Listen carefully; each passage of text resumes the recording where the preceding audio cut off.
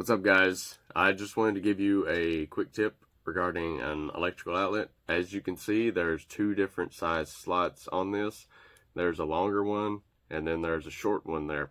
And as you can see on the back behind the long slot, the screw is silver, and then on the side that is the short is gold. Now on the short slotted side, the gold screw always goes to the hot or the black wire, and the long slotted side always goes to the neutral or the white wire that's coming in for the power.